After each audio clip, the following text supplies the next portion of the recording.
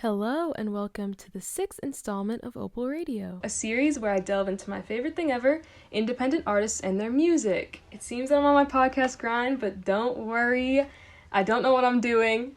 I still love to sing. I go by urfriendgrace, and today I am joined by Kate Brunotts. Kate Brunotts is an independent artist hailing from Brooklyn, New York, who specializes in avant-pop music. So welcome, Kate Brunotts, to OPAL RADIO.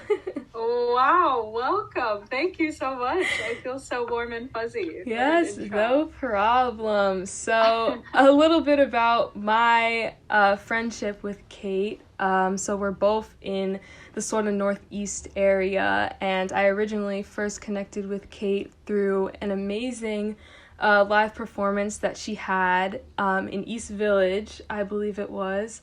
It was for her album release, Womb, which is out now. And can I just say, it was literally felt like we were on your world tour. Like, oh my gosh. Actually, just the You're too kind. visuals and your performance ability is just like out of this world, for real. One thing that I want to know personally is, like, did you ever have like a dance background at all?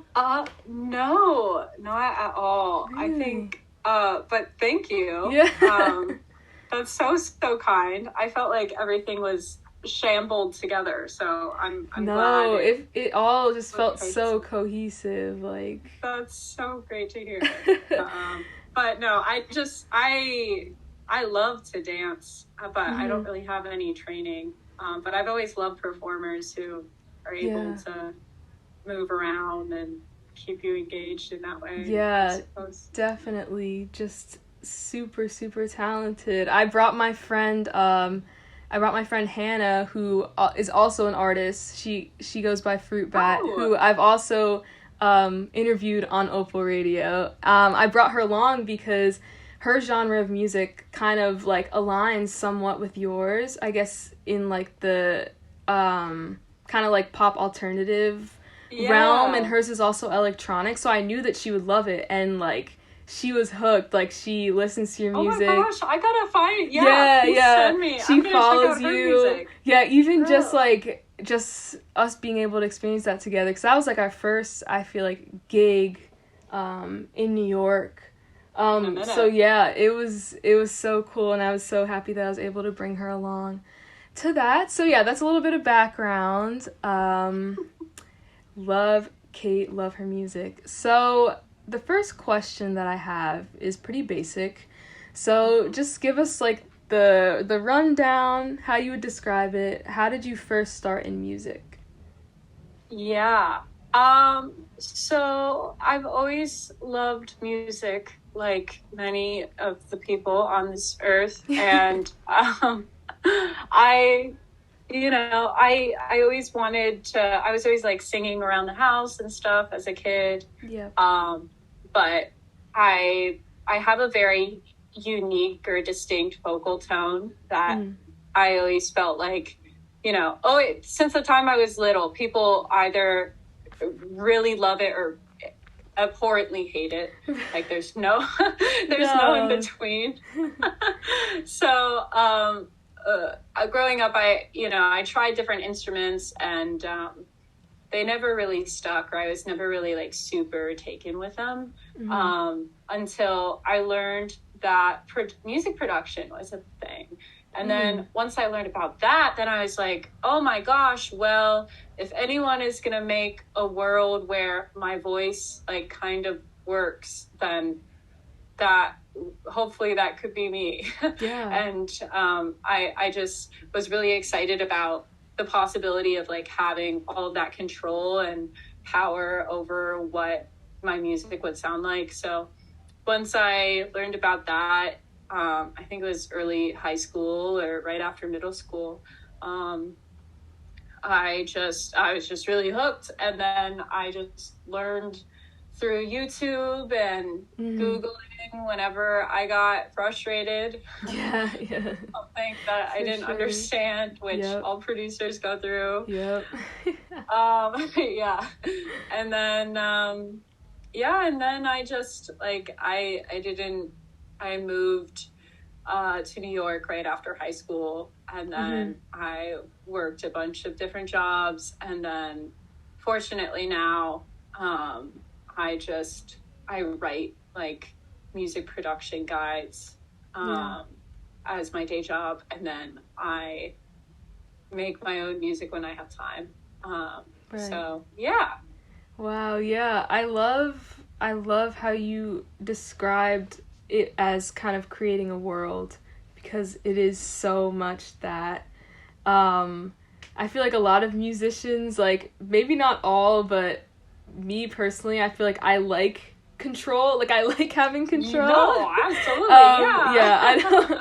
Yeah. So yeah, definitely just being able to create something that is like 100% you in every element is amazing. So I love how you described it as a world, because that's definitely what it is. So my next question is, how has navigating the music world, specifically as a female independent artist, been for you? Because I know that, a lot of your content, her TikTok content is amazing, by the way, her YouTube content, super informational. So how has, I guess, navigating this world as an independent female artist been for you? I think there's like ups and downs. I think the hard part about the music industry in general is, everyone comes into it with like a very idealized notion of what it's going to be like, or that it's going to be about the music, or it will mostly be about the music, which, we all do it for the music, or I'd say most of us do. And I think as you spend more time in it, you learned about all these different factors that go into marketing, and how much money goes into getting different songs in front of you.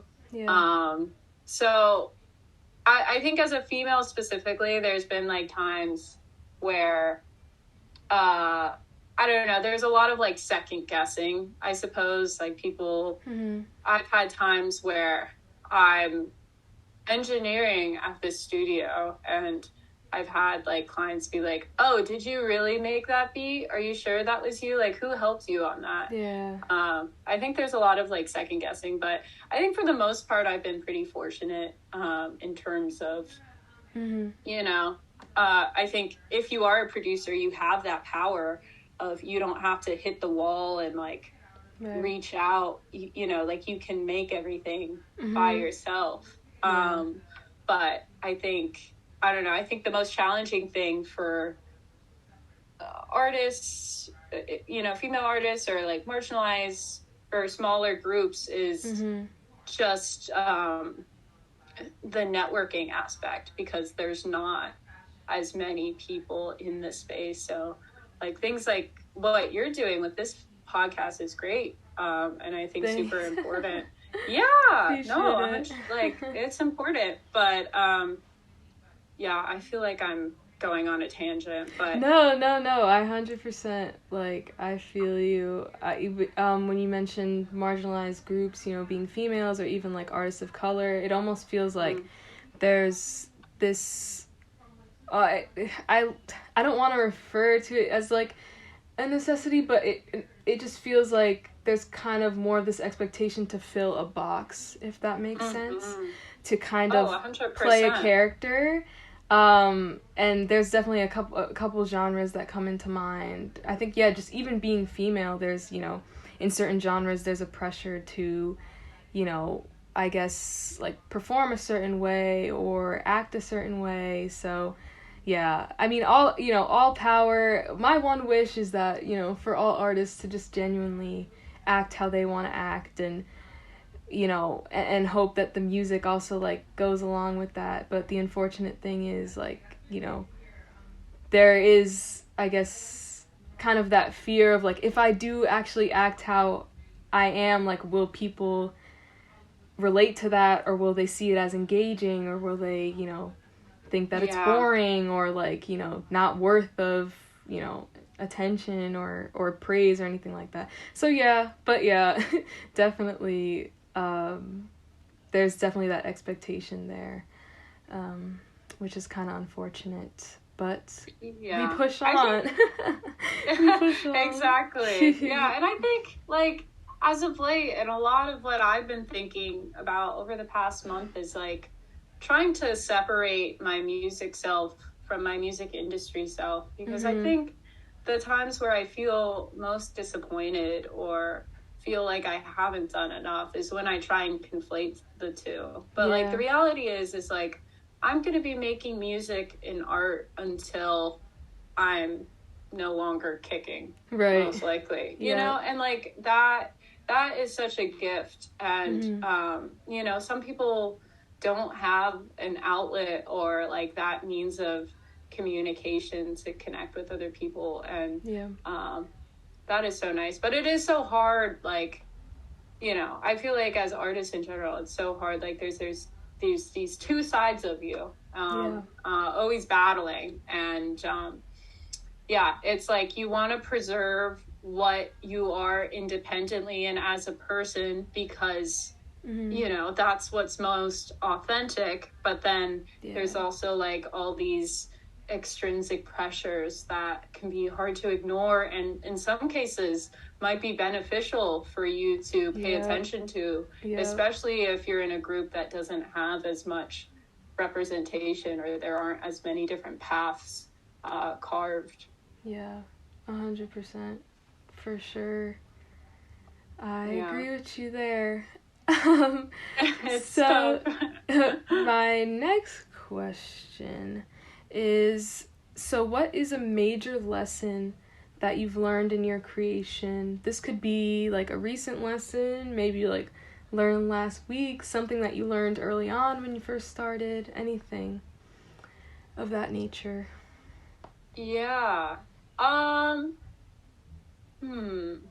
I guess I have two things that came to mind. There's one that's like more technical and one that's more like esoteric, I suppose. I think like I didn't realize when I first started producing, like how important silence is, and sometimes how it's like the most difficult to be simplistic. versus, you know, like, I think it's easy to crowd your mixes with just a bunch of layers because you're so excited, and it's so fun to just keep adding different instruments and effect on effect on effect. Yes.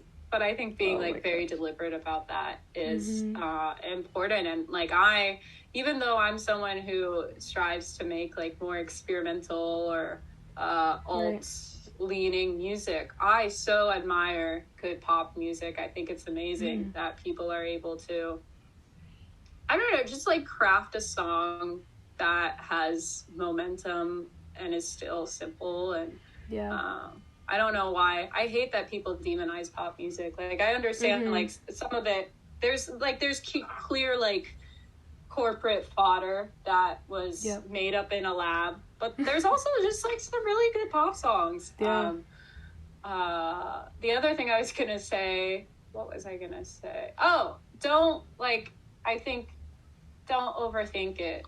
I think that's so hard as an artist. But as someone who also produces for indie artists, like, I see people all the time get in ruts where they're just hyper focusing on every little detail. Whereas like, I think the most important thing when you're first starting out, especially, is just to make a bunch of music and complete it, rather than, you know, like, to be honest, like, when you first start out, like, no one's listening to you. So if and it's like, if you know, flub a word, or if the tone of, you know, whatever isn't like to your specification, I don't know if it's like, I just wish artists were able to get a little out of their head. Like, I understand, like, I feel this all the time. Like, there's so much pressure of like, oh, this is my first release, or somebody's going to hear it this way, or, you know, putting out music that you've written is no small feat, and it's very vulnerable. But I think I would just say, or something I feel like I've learned along the way, is you just can't be your own critic too early. Yes. You have to just get it out there and grow from that. I wish the industry was more accepting as a whole of growth, rather than just perceived overnight perfection. Yeah, for sure. I definitely agree with, like, I feel like some of like my top artists that I really love, the reason why I've loved them is because I've been able to see the growth. You know, you like go on the discography and you scroll all the way down, and it's like, oh, like, you know, maybe the sound wasn't like 100% there, the mix wasn't 100% there, and then you scroll to their most recent and you're like, this is amazing. Like, I was able to follow this artist along on their learning curve, like on their journey. There's something special about, like, I guess I would call it like my SoundCloud era, which wasn't that long ago. Honestly, it was in like 2020 where it, like, day in day out, I was not mixing anything. I was just like finding loops, putting vocals over it, and releasing it on SoundCloud, like, all within a day. And like, there's something like so just like joyous about that. And then also to your first point, where you were speaking about why am I blanking now? Silence. No, you're good. Silent. Well, oh my gosh, I had a point. I did have a point, everyone. I believe it. Silent. Pop songs? Pop songs. Simplicity. Yes, simplicity. I can't. We're realistic on here.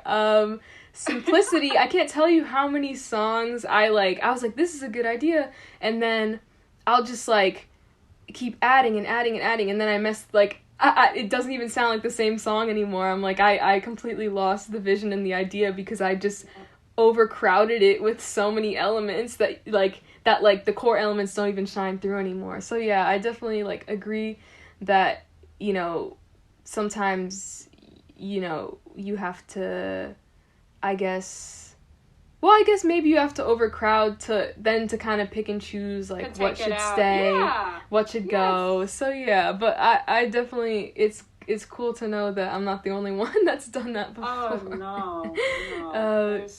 Yeah. So yeah, that's Great points. Great points for sure. Okay, so I genuinely love to know this about artists, but what is a particular song, it could be like current or old, a song or an artist that has really influenced you? Either like in general or your sound, just whatever you feel. Yeah, the first song that really changed my life was Ribs by Lorde. Oh, wow. I remember, like, That's a good song. It was back when, like, we were still buying music, but I remember I just bought Pure Heroin because I liked a couple of the songs, but I wasn't a total fan yet. But I had the entire album, and I just put it on, and I was going through, it wasn't even that sad, but I was a tween, so it was very sad. But I just remember, I don't know, I think upon first listen, I didn't like the song, and then I came back when I was having an emotional experience, and then the song just, like, really clicked, and I absolutely fell in love with Lorde. She was, like, my first big inspiration. And then I think when I moved to New York, then I learned about Grimes and FK Twigs, and I love them. I think they're amazing. But Lorde was, like, the first, I don't know, it's just cool to see, like, a pop star that had an alternative edge and kind of, like, you know, like, even, like, the way, I don't know if you've ever seen her on stage, but she doesn't dance like a, you know, how you would expect right. a pop star to do, but it felt very genuine to me. And I think, I don't know, I admire her endlessly. Amazing. Have you, I think she's kind of delved into, I guess, her more sunshine era with her most recent album. Is that something that you admire as well? Kind of like her I mean, it wasn't what I was expecting at all.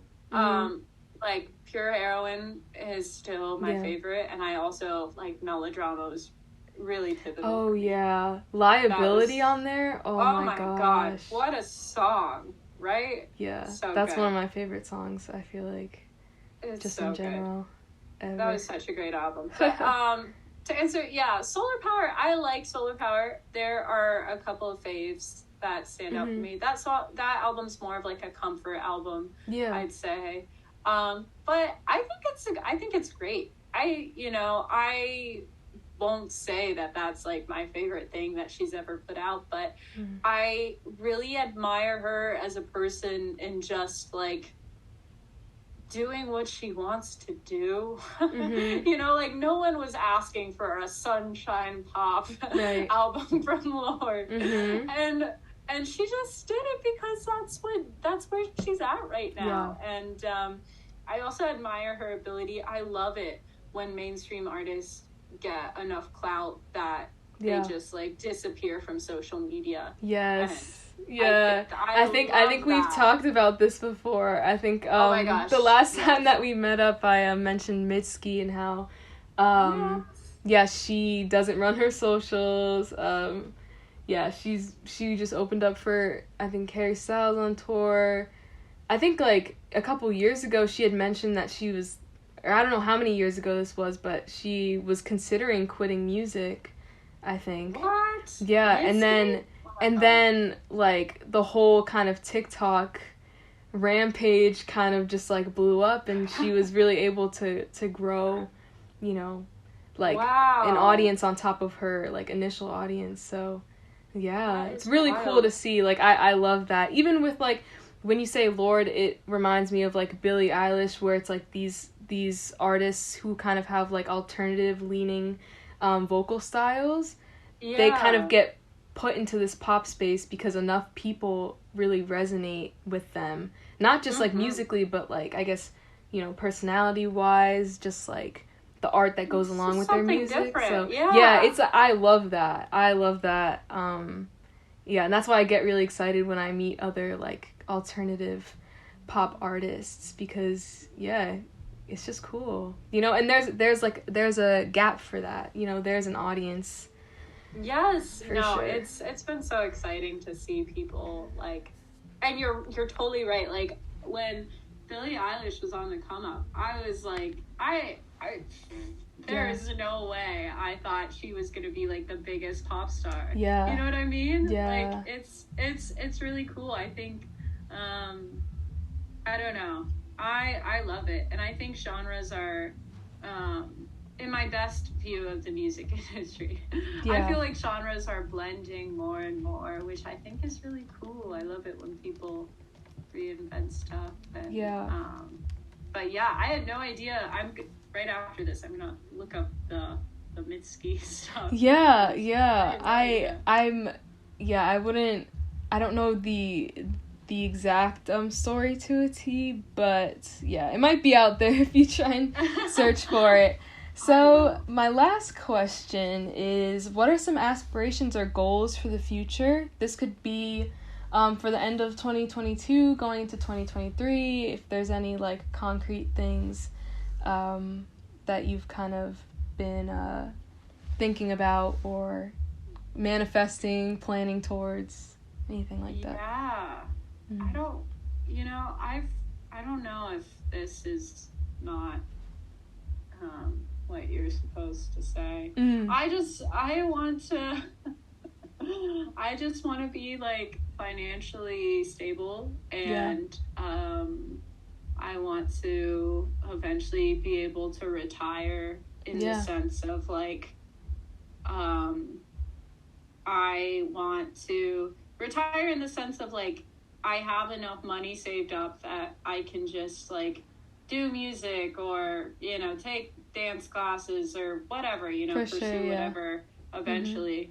But I've been trying to get myself away from specific goals in terms of like, I used to be like, oh, I need to hit this metric or this, or I need to whatever, or like get on an editorial playlist, and I would get so frustrated because I'm like, why aren't I hitting these milestones? I feel like I've done a lot, and then I think I had to step back for a second and just be like, regardless of whether or not I want these things, they're not always in my control. So the best thing I can do right now is focus on taking care of myself, my personal relationships, and just keep making music. And I think my goal lately has just been trying to get back to enjoying music because it's making music.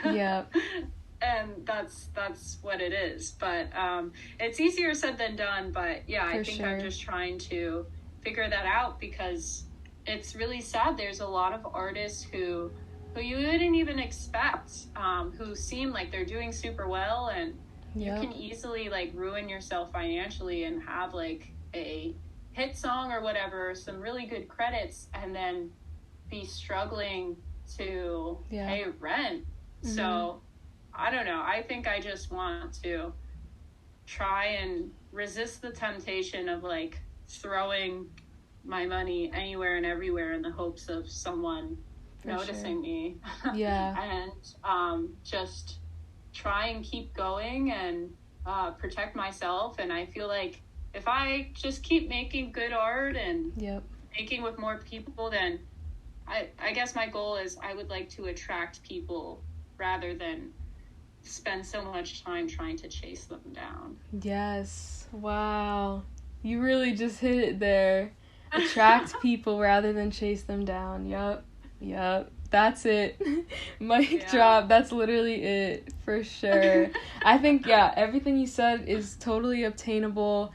I'm also trying to do that myself, just kind of get back to what's real, or, what feels genuine and fun and light, if that makes sense. So, definitely agree. And, I really do think that's obtainable coming into the new year.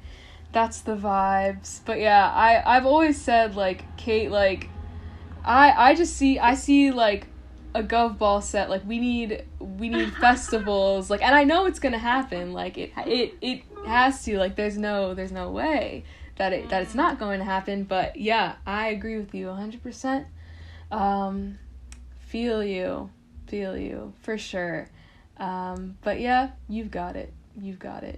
Well, Kate, thank you so much for agreeing to do this. I have so much fun talking to you, and when you're back in the city, we definitely need to hang out again because it was so much fun. 100% agree. It was so much fun. I'm gonna hit you up next week. Yes, actually do, please. So thank you so much for tuning into OPAL Radio. Again, that was Kate Brunotts. You can check her out on all streaming platforms. I will link all social medias down below as well. And yeah, until next time, bye. Hello, and thank you so much for tuning in to the final installment of OPAL Radio. Woo, we made it, we did it. In this episode, I interviewed the lovely, incredible, extremely eloquent, performance, voice, everything on 10 plus. Kate Brunotts. Kate, if you made it thus far, you are a star. You are incredible. You embody your purpose, and I feel like that really shines through in your music, your performance. You were meant to be on the stage and in the studio and all of those amazing things. You definitely inspire me to no end, so thank you so much for agreeing to do this. And thank you to all of the amazing female independent artists that I have had on this podcast series. It has been a ton of fun. It has enlightened me in a way that I never even imagined, and I am so excited to see what all of you do in the near future. And yes, thank you listening, for making it thus far, whether you checked into one episode or to two, or, you know, if you have no idea who I am, or what this is, I'm happy you're here. I am grateful to inhabit this space with you, and yeah, thanks again. I will see you when I see you. Bye.